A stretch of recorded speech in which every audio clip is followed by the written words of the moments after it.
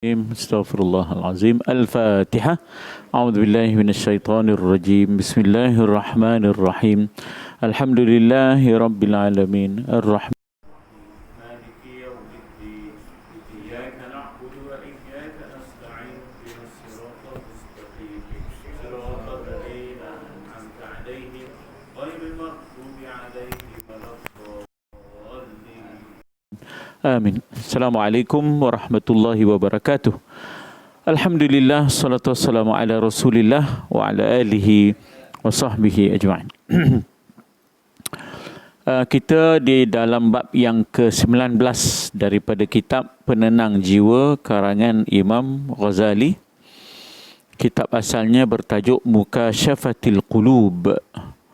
Dan bab 19 ini berbicara tentang al-khusyu' fi shalah alladzina hum fi salatihim khashi'un. Ya, dalam surah Al-Mu'minun disebut qad aflahal mu'minun alladzina hum fi salatihim khashi'un.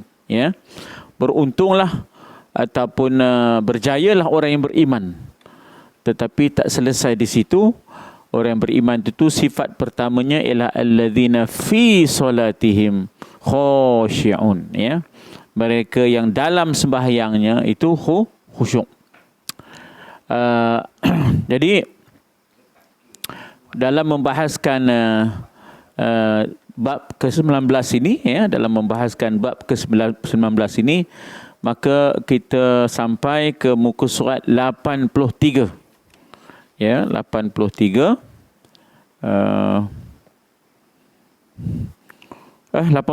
83 ya. Nah. Iaitu sabda baginda sallallahu alaihi wasallam yang bermaksud, ya, pencuri terburuk, ya, adalah orang yang mencuri sembahyangnya, mencuri dalam sembahyang. Ialah sahabat-sahabat pun tertanya-tanya, bagaimana ya Rasulullah mencuri pula dalam sembahyang? Jadi disebut oleh Nabi bahawa mencuri dalam sembahyang itu ialah tidak sempurna rukuknya, tak sempurna sujudnya, ya. Maka itu dianggap sebagai al-ikhtilas fi shalah, orang yang mencuri dalam sembahyang. Tak habis lagi 7 anggota, ya, dia dah 6 anggota, maksudnya satu anggota dah dimasukkan kakinya yang kiri dah masuk ke bawah kaki kanan. Dia nak duduk tahiyat akhir dah. Dia nak parking siap dah. Tak bagi orang sebelah. Kan? Jadi sepatutnya 7 anggota, dahi, ya, 2 tangan, 2 lutut, 2 kaki. Jadilah 7. Tapi 2 kaki itu tak ada. Satu je. Satu lagi sudah terangkat nak masuk ke dalam bawah kaki kanan untuk dia nak parking siap-siap. Jadi ini mencuri dalam sembahyang. Rukuknya tak sempurna. Ya, belum, maknanya sebaik-baik rukuk ialah 90 darjah. Dan dia mampu kerana tak ada sakit tulang belakang ke, tak ada sakit apa? Tulang belakang ni ataupun dipanggil apa? Slip disc, ya, tak ada slip disc. Tapi dia tak mau buat. Kan? Dia tak mau buat 90 darjah itu. Jadi ini orang yang disebut sebagai orang yang maknanya pencuri di dalam sembahyang. Dan Nabi sifatkan pencuri terburuk. Ya, ialah dalam kampung kita pun ada juga. Tapi ada lagi yang lebih buruk. Yang mencuri ciku, yang mencuri itu memang adalah. Tapi yang lebih buruk ni ialah dia sembahyang tapi dalam keadaan sembahyang yang tidak sempurna, banyak curinya, ya, dalam sembahyang itu.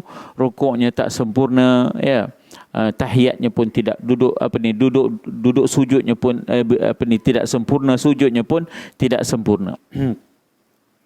Baik. Kemudian beralih kita kepada surah Mutaffifin, ya. Katanya, sebelum itu ada pandangan pendapat daripada sahabat Nabi yang bernama Ibnu Mas'ud. Abdullah Ibnu Mas'udin berkata, solat itu timbangan ataupun mizan yang akan dia akan ditimbang. Bahkan yang awal-awal yang akan ditimbang di padang mahsyar ialah hablum minallah. Diperiksa dulu macam mana sembahyang kita, macam mana puasa kita, macam mana zakat kita, macam mana haji kita. Kemudian barulah beralih kepada hablum minan nas. Beralih pula, lepas itu ditimbang pula bagaimana hubungan kita sesama manusia. Bermula daripada kita dengan ibu ayah kita.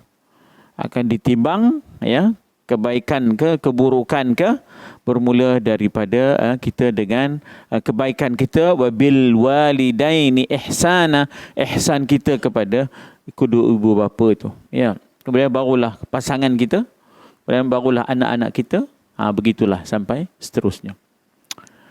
Jadi solat itu dikatakan sebagai mizan, sebagai timbangan. Siapa yang menyempurnakannya akan mendapatkan habuan daripada timbangan tersebut. Ya. Maka siapa yang mengurangi solat, tak cukup 5 waktu, ya, tak cukup 5 waktu, kadang-kadang 4 je. Kadang-kadang udah qada, ya, dah khalid, udah lebuh, ya dah. Jadi zuhur lebuh. Udah campur dengan asar. Apa macam jamak je. Dianya tak jamak musafir apanya. Ada juga romak ada kan. Maka katanya sesiapa yang mengurangi solat, yang dikatakan an solatihim sahun itu, ya, maka dalam surah Mutaffifin, siksalah untuk orang-orang yang curang, orang-orang yang mengurangi, orang-orang yang menipu, orang-orang yang tidak. Wailul lil mutaffifin. Celakalah bagi orang yang mutaffifin. Dia mutaffifin ni mengurang-urang timbangan. Ya. Jadi dalam konteks ini, timbangan kita ialah 5 waktu. Tiba-tiba kurang, maka wailun lil mutaffifin. Setengah ulama berkata orang solat ibarah pedagang yang tidak untung sebelum menerima modal. Ini kiasan bandingan tamsilan. Ibarat. Ya. Orang yang sembahyang ibaratnya pedagang yang tidak untung sebelum menerima modal. Demikian pula orang solat. Maksudnya tidak diterima sunatnya sebelum dia lakukan yang fardu. Macam juga kita bersedekah. Ya. Kita kata, kita misalnya bersedekah sunat. Hutang tak berbayar juga. Ya. Kita berpuasa sunat. Puasa qada tak berbayar juga. Asin orang nak makan lemang, dia nampak anak bulan. Orang makan lemang, dia nampak anak bulan. Celah-celah pokok limau. Celah-celah pokok bulu. Ya tak? Cik Ian tadi bang sana ya? Mika? Suara Mika dengar bang sana tu? Ayuh. Ada bunyi-bunyi Piramli sikit rasanya. Jadi maknanya apa di sini, ya? Dia abai dan cuai, ya. Dia abai dan cuai maknanya dalam soal modal. Apa dia? Sembahyang yang fardu dia tak selesai, dia kira nak sembahyang sunat. Puasa yang fardu, yang qada tak selesai, dia kira nak buat puasa sunat. Jadi ini dikata pedagang yang tidak untung sebelum menerima modal.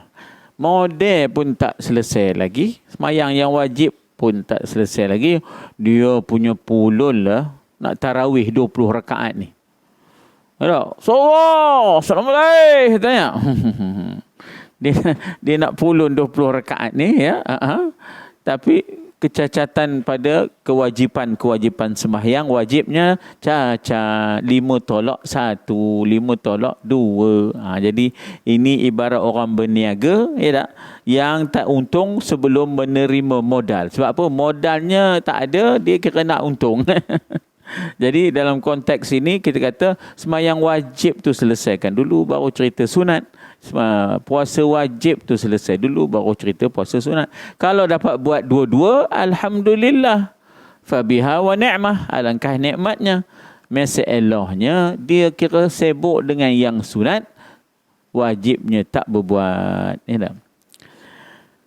Tidak diterima sunatnya sebelum dia lakukan yang fardu. Sayyidina Abu Bakar As-Siddiq berkata, maksudnya, jika datang solat, berdirilah ke neraka Tuhanmu yang engkau nyalakan, lalu engkau padamkan. Qu anfusakum wa ahlikum nara. Selamatkan diri kamu, ya, daripada api neraka, dirimu dan keluargamu. Ya, sebenarnya neraka dah siap, syurga pun dah siap. Dia bukan pula tunggu kiamat, ya tak? Tunggu hisab, hitungan, barulah projek ICU. Tak ada. Tak ada projek ICU, tak ada. Projek segera tak ada. Ya tak, dah ada dah. Ya, dah siap dah. Neraka pun dah siap, syurga pun dah siap. Jadi kullu nafsin bima kasabat rahinah. Setiap seseorang itu, apa yang amalan yang dia buat sekarang adalah menebus dirinya daripada azab Allah. Sembahyang kita, puasa kita, ya, sedekah kita, Quran kita, semuanya ini, ya, buat baik kita, silaturahim kita, ziarah kita, amar ma'ruf kita, nahi mungkar kita, ini semua adalah tebusan daripada azab Allah. Bangunlah, padamkanlah, ya, neraka Tuhanmu, iaitu apa dia? Jika mana kamu bangun mengerjakan ketaatan, kamu memadamkan neraka.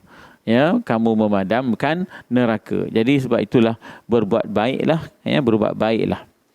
Baginda sallallahu alaihi wasallam bersabda yang bermaksud, solat itu menahan dan tawaduk. Maknanya apa menahan? Mengekang kita daripada kejahatan. Elok nak buat jahat, Allahu akbar, Allah, langsung berhenti. Ya tak? Tengah main teruk, ya. Tengah main teruk. Baru nak nahan. Baru nak nahan, ya tak? Allahu akbar. Tak boleh. Sembahyang. Ya tak? Salat, ya. Jadi dia menahan, dia mencegah tanha anil fahsya, ya. Dia mencegah kekejian, perkara yang keji, dan dia adalah tawaduk. Kita letakkan 7 anggota sama pareh dengan dahi yang licin. Ya. Maknanya kaki kita sama pareh dengan dahi. Lalu kita kata, Subhana Rabbiyal A'la. Maha suci Tuhanku. Tuhanku lah yang maha tinggi. Aku rendah serendah-rendahnya. 7 anggota separeh bumi. Rendah serendah-rendahnya. Bukan rindu serindu-rindunya. Itu despun. Semalu-malunya, malu semalu-malunya, rindu serindu-rindunya. Dan ini rendah serendah-rendahnya. Lagu-lagu ni kena tanya orang muda sikit. Orang muda tak ada uban tu muda lagi lah. Macam saya dah tu lah dah ada uban. Jadi maknanya serendah-rendahnya kedudukan seseorang apabila dahinya yang begitu licin sama pareh dengan cekamnya. Kaki cekam lah.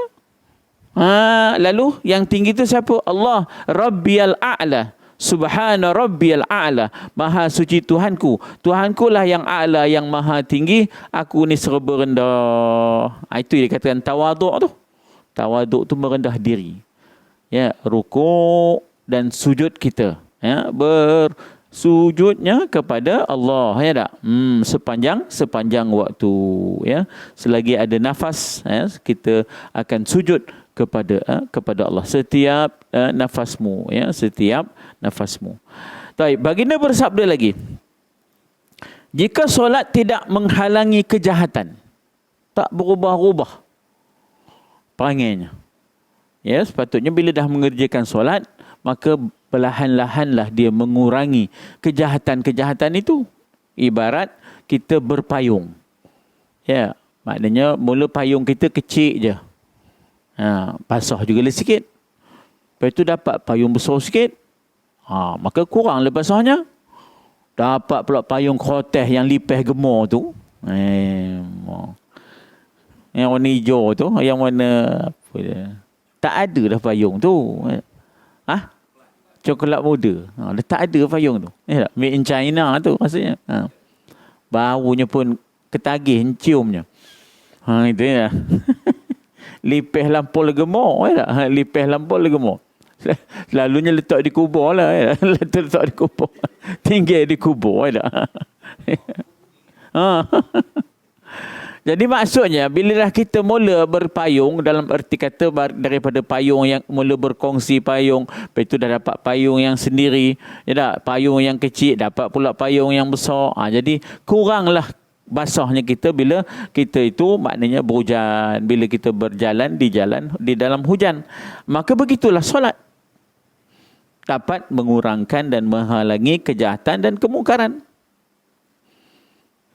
Tapi tiba-tiba makin bertambah jauh daripada Allah. Yang salah bukan payung. Yang salah bukan solat. Cara dia megang payung. Alah payung, kata. Lantaknya tengah hujan, alah payung. Hui, kata. Ya. Mana tak basah? Apa roja bukan payung. Atau lantaknya nari dalam hujan tu. Alah payung. Udah dia berhoi katanya. Jadi yang salah bukan sembahyang. Yang salah ialah cara dia, ya tak? Menunaikan tuntutan sembahyang. Kata Allahu Akbar, tiba-tiba dia membesarkan dirinya, nafsunya dan sebagainya. Ya. Jadi yang salah bukan solat, tapi yang salah ialah dirinya. Jadi katanya, maka kalau tidak menghalangi kejahatan dan kemungkaran, bertambahlah jauh, bukan bertambah dekat dengan Allah Subhanahu Wa Taala. Ya, bertambahlah hujan tadi, bertambahlah lenjurnya weh. Bertambahlah lenjurnya. Kenapa? Cara dia megang payung tak betul. Jadi cara seseorang itu dalam solatnya itu tidak ditunaikan kehendak tuntutan, arahan daripada sembahyang. Dalam sembahyang dia minta ihdinas siratal mustaqim.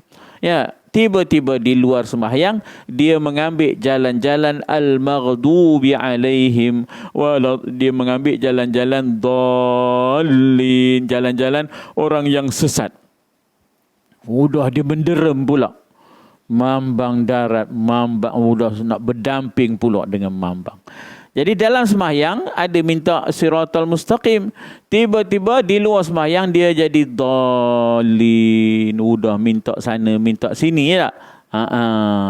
Ataupun berbuat sesuatu yang dimaghdubi alaihim, yang dimurkai. Jadi bagaimana di luar sembahyang tak sama pribadinya dengan di dalam sembahyang. Tadi minta jalan yang lurus, di luar sembahyang jalannya bengkang-bengkok, ya, terpesong daripada jalan yang lurus. Nasallallahu al-afwa wal afiyah.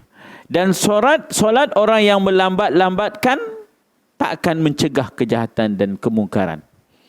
Udah cupui baru weh. Nak cupui dah nak habis. Tak ada nak habis satu rakaat. Udah rembang pula. Udah dia semayang pula. Asar tadi semayang Zuhur. Udah berapa jamak je semayang. Tak mengkala lemika ni musafirnya, ya tak? Jadi awak tidur tadi lepas ke bidur. Kalau tidur itu tertidur daripada sebelum azan, tertidur letih sangat weh. Ya tak? Letih sangat, ngaco dodoi biasanya, ataupun ngaco bubur Asyura duk main dengan api, itu dimaafkan. Tapi orang bang tu dia dengar, ya tak? Dia dengar, dia beralih pula stroke pula dah. Dia beralih pula daripada gaya bebas kepada kuat lentang, kuat kupu-kupu. Apa nama tu? Kalau dia kuat dada tu dipanggil breast stroke. Dia ada freestyle, apa nama tu? Kalau gaya bebas apa? Freestyle. Udah tukar freestyle. Dengar punya azan tu, itu tak ada maafnya, ya. Ini solat orang yang dikatakan sahun, alladzina hum an salatihim sahun, yang leka dari mengerjakan sembahyang, lalai dari mengerjakan sembahyang. Maka wail, binasalah, celakalah, punahlah. Orang Kelantan kata punahlah. Wail tu punah. Orang Kelantan kata punah rana. Itu dia. Wail. Kalau bahasa Tamil lain, wel aru gerang.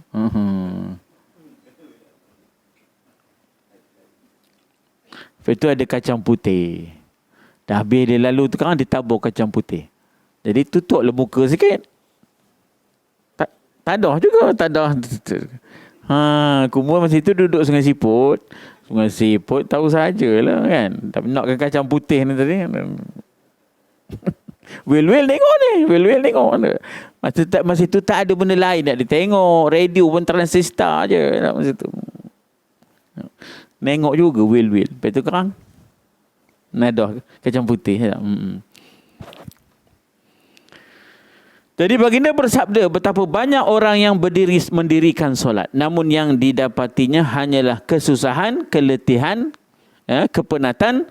Tidak lain adalah hanya orang-orang yang melengah-lengahkan, mensia-siakan solatnya. Na'udzubillah, thumma na'udzubillah.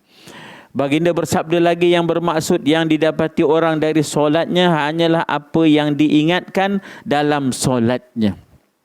Maksudnya, apa yang kita baca, hendaklah kita ingat dan tahu.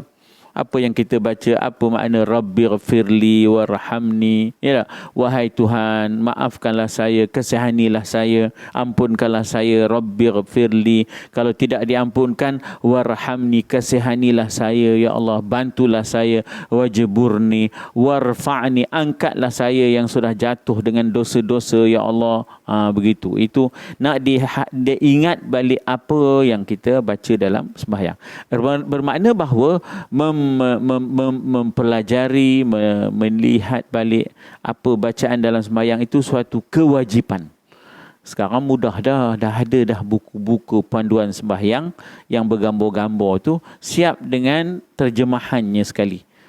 Beli tak mahal pun, dalam RM8 je dah, dengan terjemahannya sekali. Lepas tu photostat besar-besar A3, bukan A4, A3 lah. Letak dekat dinding bilik tidur, letak dekat dapur tengah-tengah nak numi, letak dekat meja depan tu, tengah-tengah kita berlabun dengan tetamu. Jadi nampaklah apa makna Allahumma hdini fiman hadait wa afini fiman afait. Jadi benda ni bila selalu ditengok, maka dia akan terpasak dalam diri kita. Selalu ditengok, selalu didengar. Ya, selalu dipandang, selalu didengar. Ya, pandang dengar, alat pandang dengar. Jadi diulang selalu. Kadang kita rakam pula dalam handset kita dengar. Kita pasang pula CD-nya dalam kereta kita dengar. Jadi benda yang selalu didengar tu, selalu dilihat tu akan terpasak. Ya. Jadi scan, ya tak? Ahlul Ma'rifah berkata, solat itu empat hal keadaan, iaitu laksanakan beserta dengan ilmu. Laksanakan beserta dengan ilmu, bukan buat saja tanpa ilmu. Ya, sebab itulah makanya ilmu adalah ma'rifah, ilmu adalah nur. Tanpa ilmu kita dalam zulumat. Ya, tanpa ilmu kita dalam kegelapan. Bila gelap ni salah pegang. Ya, jadi dengan sebab itulah perlukan kepada ilmu. Yang kedua, berdiri dengan malu. Pasal kita rasa diri kita banyak salah, banyak cuai, banyak abai dengan hak yang ataupun arahan perintah Allah tu, banyak kita tak selesaikan lagi. Jadi malu kepada Allah. Yang ketiga, melakukannya dengan mengagungkannya, iaitu mengagungkan Allah. Jangan diagungkan diri kita, pekerjaan kita, pangkat kita, kedudukan kita, sejadah kita. Yang kadang-kadang dia nayang sejadah. Ya tak? Lepas tu tak bagi orang lain kongsi pula tu. Dia besar orangnya, kangkangnya tu, ya tak? Tak baginya orang lain. Itu bukan mengagungkan Allah, itu mengagungkan diri sendiri. Lepas itu lantaknya dia buat tempat parking pula. Ini tempat parking teman, orang lain tak boleh katanya.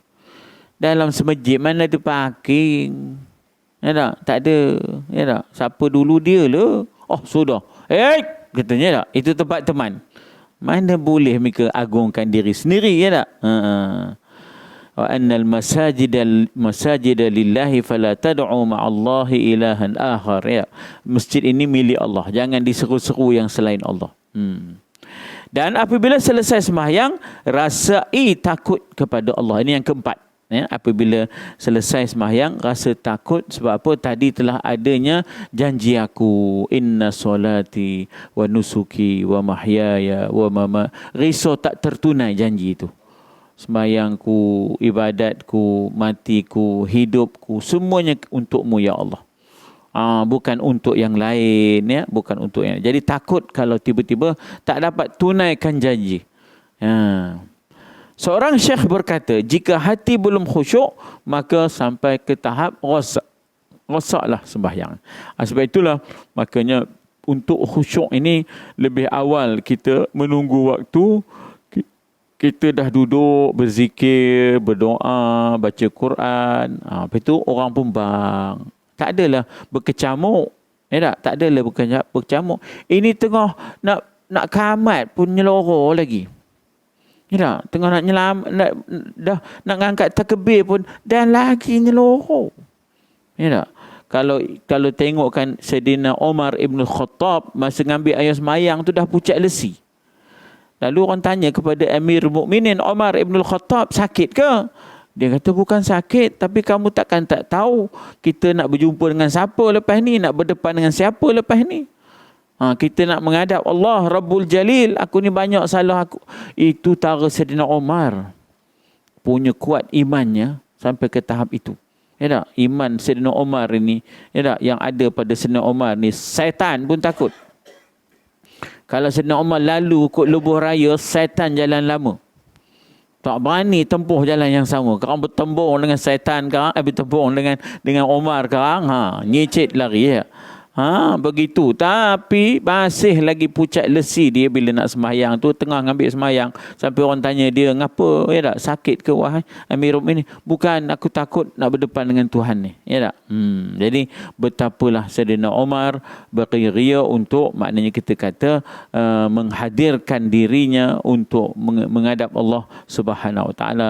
Jadi apa caranya supaya kita itu khusyuk? Tadi disebut tahukan apa yang kita baca. 2, lebih awal kita bersedia datang, ya tak? 3, kalau boleh baju-baju kita, ya tak? Kalau boleh baju-baju kita tu jangan berwarna-warni, sejadah-sejadah kita itu kalau boleh tak usahlah berwarna-warni, ya tak? Biar nampak satu je, putih je, ataupun satu warna je. Jadi barulah datang khusyuk itu. Di samping itu, ya tak? Maknanya jaga pandangan, ya, jaga pandangan supaya ke tempat sujud. Sebab apa? Sembahyang ini sebenarnya ialah kita memandang wajah ataupun zat ataupun kita menghadap Allah. Wajah tu wajhiya lilladzi fataras samawati. Selagi kita tidak berpaling ke kanan dan ke kiri, melihat ke sana kemari, maka selagi itulah Allah akan memandang kita. Tapi once kita dah mula melihat ke lain, tengok kain pelekat kawan tu cap apa? Cap siput.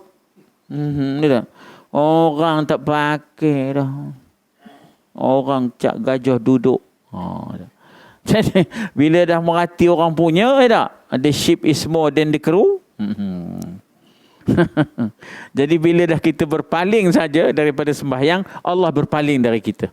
Allah tak pandang dah pada kita. Itulah umpama khusyuk dalam sembahyang ini, ya. Baginda bersabda lagi yang bermaksud di syurga ada sungai yang disebut sebagai afiyah. Afiyah ni adalah aspek dalaman, ya, sanubari. Di situ banyak bidadari, ya Allah, ya, yang diciptakan Allah daripada za'faran. Ya, maknanya kita kata suatu herba, ya tak? Satu herba yang begitu indah. Mereka mandi dari air permata. Mereka di sini ialah bidadari ini tadi. Bidadari ini mandi daripada air permata yaqut dan bertasbih dengan 70,000 bahasa dengan keindahan la yasma'una fiha lagwan wala ta'thima. Ahli syurga tak akan dengar perkara-perkara yang sia-sia, yang tak seronok didengar. illa qilan salaman salama, kecuali yang keluar daripada mulut-mulut mereka perkataan-perkataan yang membawa kepada kesejahteraan. Bertasbih dengan 70,000 bahasa dan suaranya lebih merdu daripada suara Nabi Daud alaihi salam.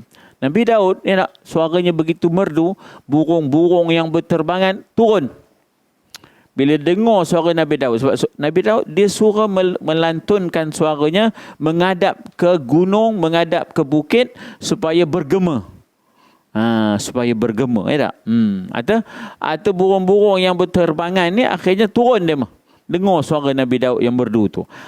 Mak bidadari ni suaranya lebih daripada suara Nabi Daud. Tak? Jadi begitulah, ya. Tara-tara suara manusia pun kadang-kadang tak jadi roja. Ya, pernah saya di di airport. Ya, Bangladesh tu tengah mop ni. Bila keluar Siti Nurhaliza, udah dia dah kopi tu dah tak jadi mop dah. Dah tak jadi mop dah. Udah dia kereh je kopi tu kan. Mandor tak ada, tandirnya tak ada. Udah dikereh kopi tu dah. Itu cerita sebelum kahwin kemarin lah, sebelum Siti Nurhaliza tu kahwin dah. Itu contoh. Jadi maknanya bidadari syurga ni dia tak ada memandang yang lain kecuali kepada tuannya. Dia tak ada meliurkan matanya, tak? Dia katakan bahawasanya mata mereka hanya tertumpu kepada qasiratut tarfi, ya. Tumpu maknanya pandangannya kepada tuannya sahaja, ya. Lam yatmishunna insun qablahum wala jan, tidak pernah disentuh. Mereka adalah pingitan, ya. Mereka adalah pingitan dan diciptakan sememangnya untuk ahli syurga, bukan daripada ahli dunia.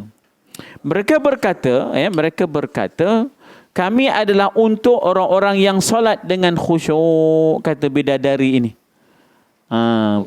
Kami ini diciptakan untuk orang-orang yang khusyuk dan hudur, hadir bacaan-bacaan, hadir makna-makna, ya, itu maknanya hudur daripada hadir makna bacaan-bacaan itu dalam jiwa kita masa kita sembahyang.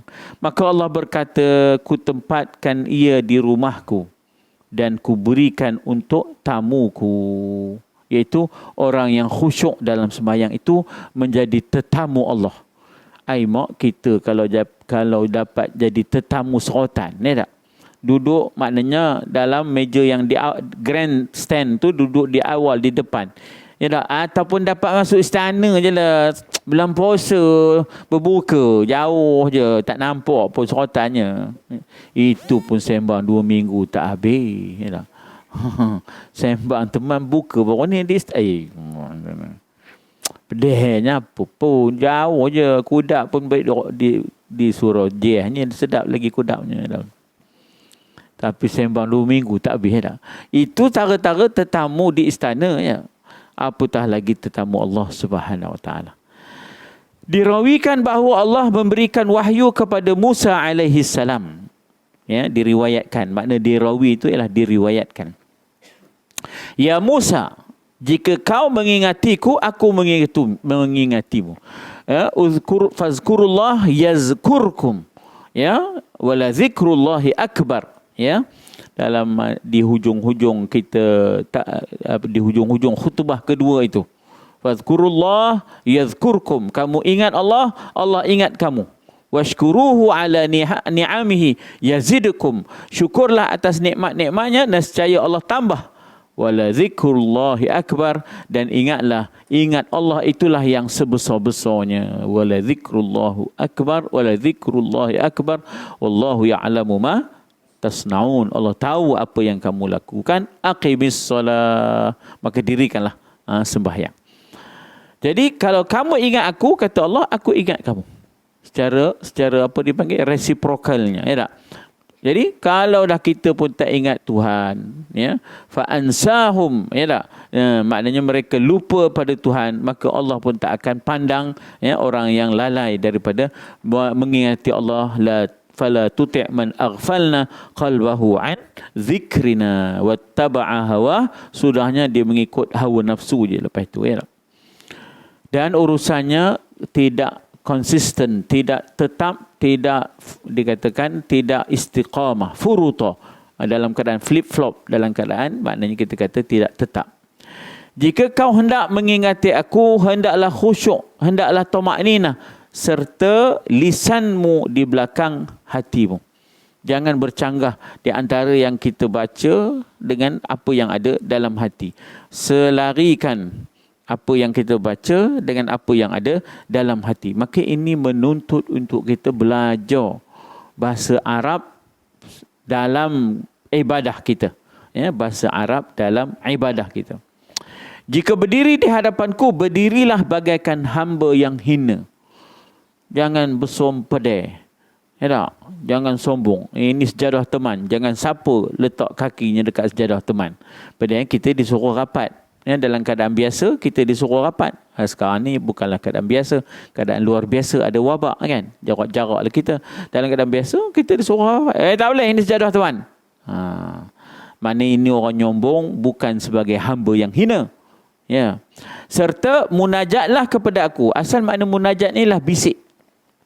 Daripada najwa. Ya. Munajah daripada najwa. Dan dia bermaksud ialah bisik-bisik kita dengan Allah.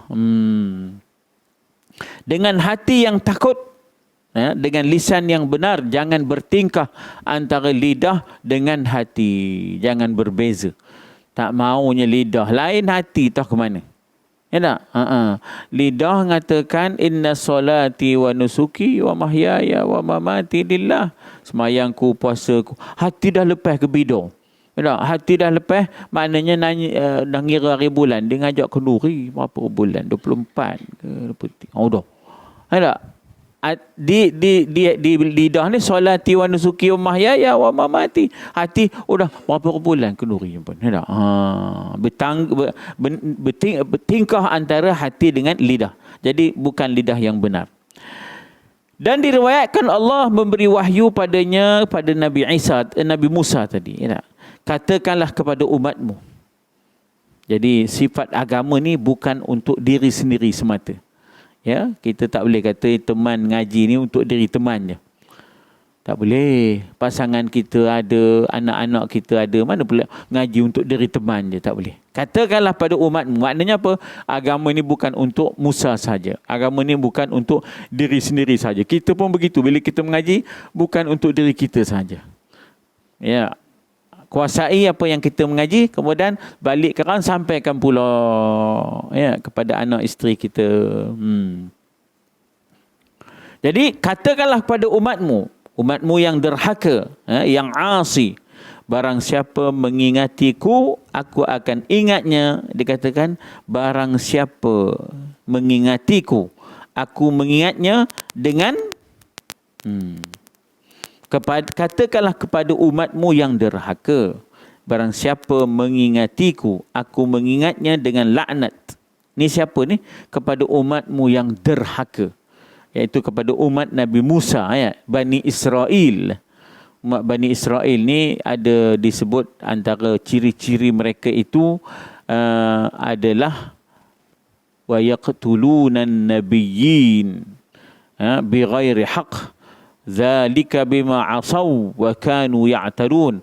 Suka membunuh nabi-nabi, yakfuruna bi ayatillah, kufur dengan ayat-ayat Allah, suka membunuh nabi, kemudian suka mereka itu asaw, iaitu menderhaka, melampau batas, wa kanu ya'tadun. Jadi perangai-perangai opini, kalau begitu berterusan, Allah akan laknat mereka. Ya, Allah akan kutuk mereka. Itu makna laknat. Dan yang terkena laknat itu dipanggil mal'un. Kita pakai mal'un ni, bukan tak pakai. Budak mal'un ni dah. Jadi budak terkutuk. Budak terkutuk. Ya, jadi mal'un ni tak boleh nak pakai sedap-sedap je. Ya, besar maknanya. Ya. Taib, ini adalah untuk orang yang derhaka, yang lupa Tuhan, yang tak khusyuk dalam sembahyang. Setengah sahabat radhiyallahu anhum berkata, pada hari qiyamah manusia dihimpun menurut tumakninah dan khusyuk dan nikmat dan lazat dalam solat. Maknanya dia punya grading, dia punya kelas. Yang kelas awal, kelas yang lebih depan, ya tak? Kelas yang utama itu mereka yang khusyuk, mereka yang tumakninah. Maknanya sembahyang itu jaga, ya tak? Tertibnya, tumakninahnya, dan juga dikatakan di sini seronok dan lazat bersolat, bersembahyang. Wallahu a'lam. Kita berhenti di situ, orang dah bang.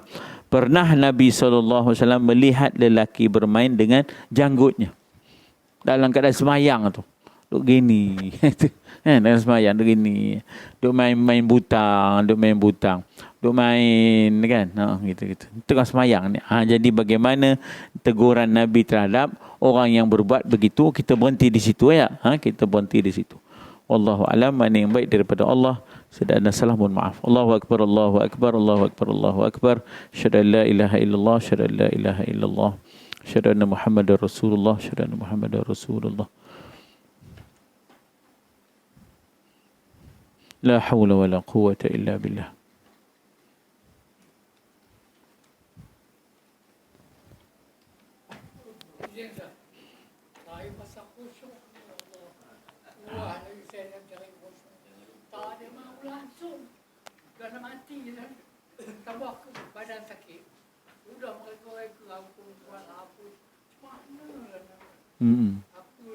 Yalah.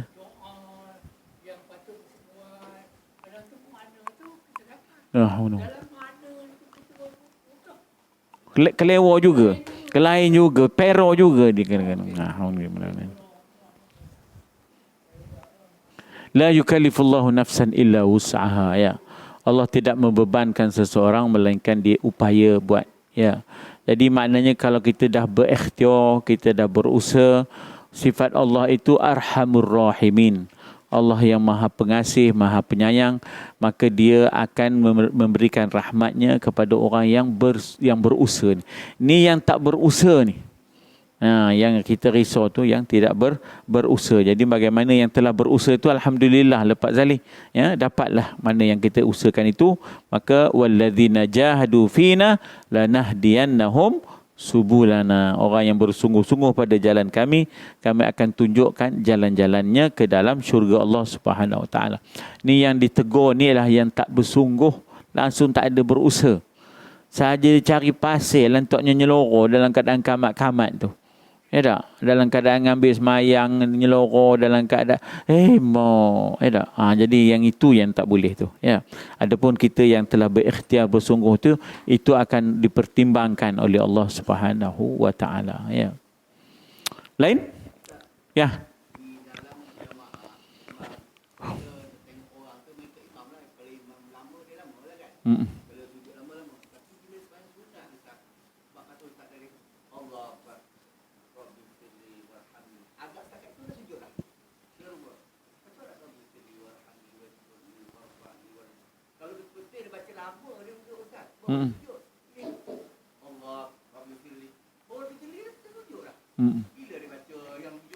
Ya.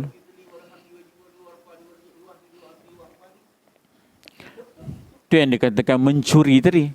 Itu yang dikatakan mencuri tadi. Mencuri dalam pencuri yang terburuk tadi ialah orang yang tak sempurna bacaannya, yang tak sempurna rukuknya, yang jadi maknanya kita berikhtiar. Barangkali lah dia tak baca habis lah, sebab dia mengaji juga, dia tahu itu hanyalah sunat hay'ah. Jadi dia ambil Rabbighfirli.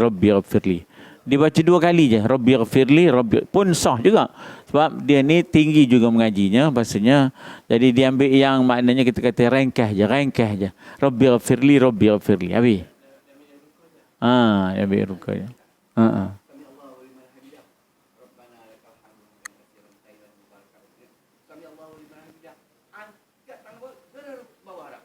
Itu tak ada, kalau tak ada tumakninah tak boleh lah. Kalau tak ada tumakninah, confirm dia tak sah semayangnya. Itulah yang pencuri yang terburuk tadi. Itulah yang pencuri yang terburuk. Manakala tak ada tamak-ninah, tak sah sembahyang, sebab tamak-ninah adalah sebahagian daripada rukun sembahyang. Adalah sebahagian daripada rukun. Ya.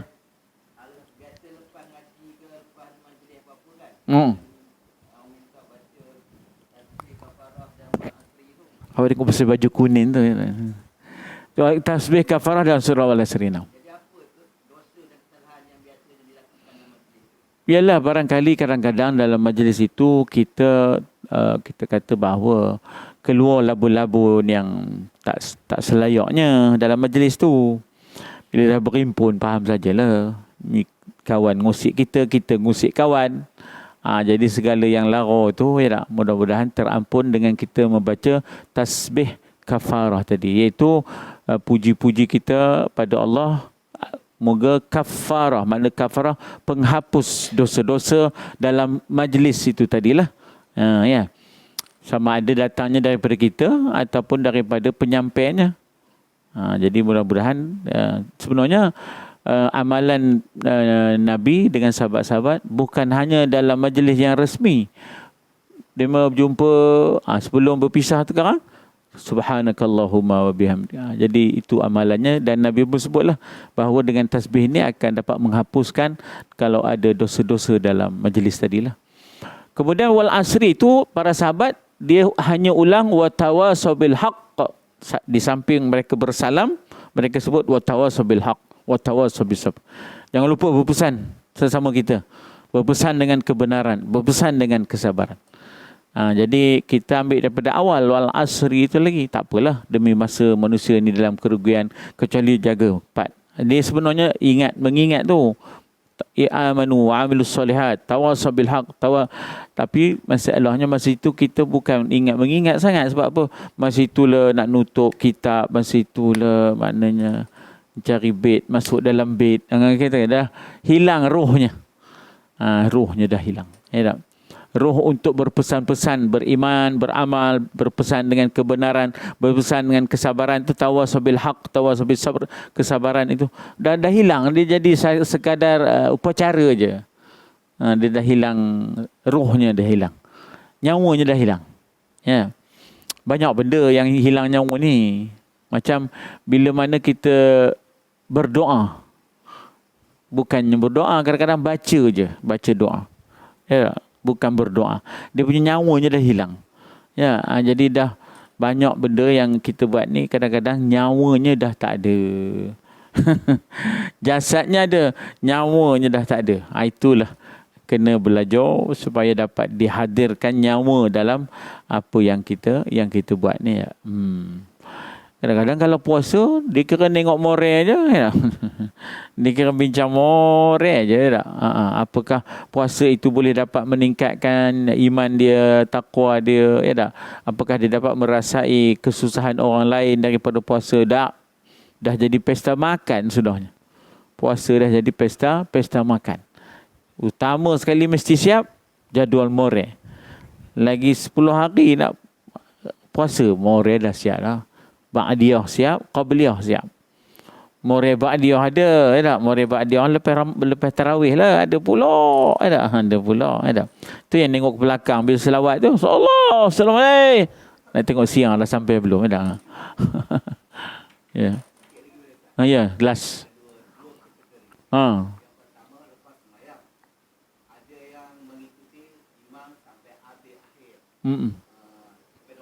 ya. Coy.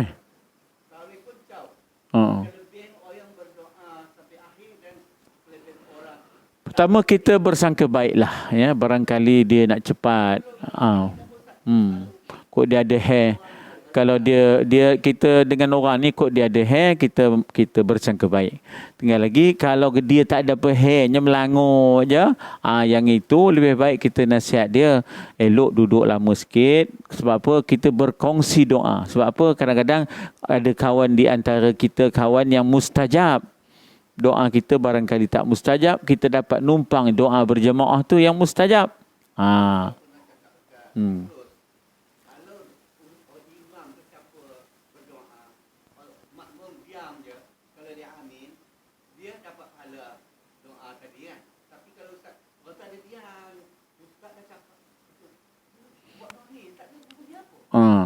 Kenalah diaminkan. Nah, yalah. Yalah. Jadi maknanya kita berkongsi, ya, ta'awanu 'alal birri wat taqwa, tolong menolong, berbantu-bantu dalam perkara kebaikan dan takwa. Jadi itu yang suruh doa beramai-ramai itu. Ngapa orang ni mustajab, kita kok tak mustajab, jadi tumpang doa mustajab dia tu kan. Jadi daripada situlah akhirnya saling kita melengkapi kekurangan, kecacatan di antara satu sama lain. Kalau kita sangka baik, kalau dia ada hair itu cerita lain lah kan. Tapi kalau tak ada pun, dia bukan ada apa hairnya pun, melangut je lepas tu. Tak apa, tahu sangat. Dia tak andok doa ramai-ramai tu. Itu tak sepatutnya. Itu termasuk di kalangan orang-orang yang ar-ra'ahu staghna. Dia merasakan dirinya serba sempurna. Nabi tak suka orang begitu, ya. Bahkan Nabi suruh duduk, wahai si fulan, mari kita berdoa, kata. Maknanya ada si fulan tu, dia terus je coy begitu. Lalu Nabi kata duduk, mari kita berdoa. Yalah, mari kita berdoa. Jadi itu maknanya penghayatannya. Itu penghayatan. Subhan. Welo. Ada pula masa tambahan dah. Setambahan. Ada yang cedera tadi lah. Banyak seorang khusyuk. Dia sebenarnya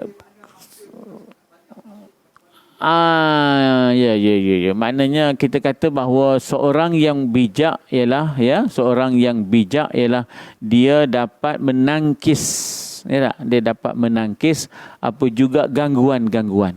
Kalau dia melayan tu, itu tak bijak lah tu, kan? Saja dilayan je weh. Jadi kita tak usah. Jangan kita layan. Memang datang. Memang namanya khannas. Syaitan yang mengganggu sembahyang ni namanya khannas. Min syarril waswasil khannas. Ya, yang datang dan pergi, datang dan pergi, datang dan dia tak serik. Dia ada jenis kopi tu kan, kalau ada kucing jantan yang datang, ya Allah aku dah tereban dengan itu, datang lagi kucing ni, datangnya mancut, datang. Ada jenis setan khanas tu kopi tu. Dia gemuk datang pergi, dah dia halus datang boleh. Sebab itu arwahnya Haji Sa'ya, orang kata ngapa semuanya leras no. Dia kata setan koma tu baik, setan aku ni jahat katanya dah. Ngapa? Sebab itu aku semuanya cepat, kata tak adalah setan aku ngaco aku katanya. Itu dia. Wallah, awak pun dengar cerita jawab pun tak ada renik lagi kan. Tahun 64 dia dah. Saya masa tu baru 3 tahun dia dah. Welo. Karamba yo ando kita. Medan